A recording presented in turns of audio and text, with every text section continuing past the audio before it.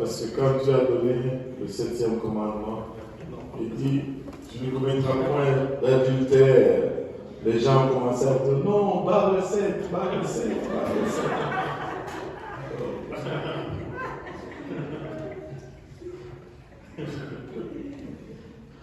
N'écrivez plus jamais le 7 avec un trait.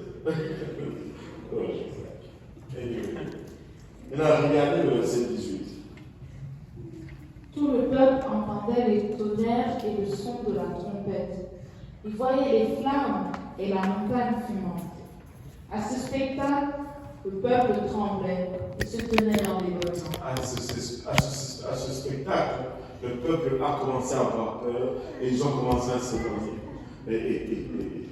Ils étaient littéralement effrayés.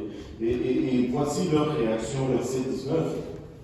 Il dit à Moïse, parle-nous toi-même et nous écouterons, mais que Dieu ne nous parle point, de peur que nous ne mourions. Waouh! Sois un intermédiaire, en d'autres termes, entre nous et Dieu. Moïse, parle-nous. Toi, va vers Dieu. Comme ça, lui va te parler. Et puis toi, tu vas venir nous dire. Parce que nous ne voulons pas mourir, nous. Et nous ne voulons pas mourir. Puis, écoutez maintenant la réaction de Moïse. Très révélateur. Écoutez ce que Moïse dit. Moïse dit au peuple, ne vous effrayez pas, car c'est pour vous mettre à l'épreuve que Dieu est venu. Pour vous mettre à l'épreuve que Dieu est venu. C'est pour que vous ayez sa crainte devant les yeux, afin que vous ne péchiez point. Afin que vous ne péchiez point. Et regarde, le verset 21 nous dit ce qui s'est passé finalement. Le peuple restait dans l'éloignement, mais Moïse s'approcha de la nuée où était Dieu. Waouh! Quelle tristesse ce jour-là. Le peuple avait l'opportunité de s'approcher de Dieu, mais par peur, ils ne se sont pas approchés. Et cette distance a causé un état par la suite en eux. Mais Moïse s'est approché de Dieu. Et parce qu'il s'est approché de Dieu, il a connu Dieu mieux que le peuple. Et tu peux voir que Moïse a marché différemment par la suite. Et le peuple a marché différemment par la suite. Le peuple a continué toujours à douter de Dieu, à remettre la parole de Dieu en question, parce qu'ils n'ont pas connu Dieu. Ils ne se sont pas rapprochés de Dieu. Et ils n'ont jamais pu s'élever à ce niveau de confiance que Dieu aurait voulu qu'il s'élève. Écoute, si tu ne connais pas quelqu'un, tu ne dois pas lui faire confiance. Tu ne confies pas ton porte-monnaie à un inconnu. Allô? Allô?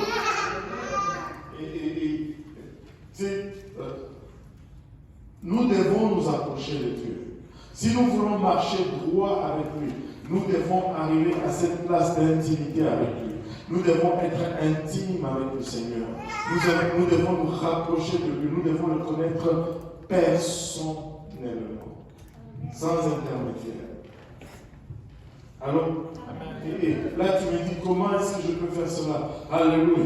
Premièrement, c'est la lecture de la parole de Dieu. Si tu veux connaître Dieu, il faut que tu lises ta Bible chaque jour.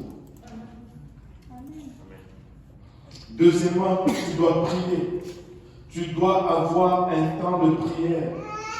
Si tu veux connaître Dieu, il faut que tu pries. Et prier, ce n'est pas juste entrer dans une chambre et réciter tous tes besoins et puis après sortir. Certains d'entre nous ne le sont jamais, Dieu nous parle. C'est pour qu'il y ait conversation, il faut que ce soit réciproque. Alors, juste reste là dans le silence et attends que Dieu te parle.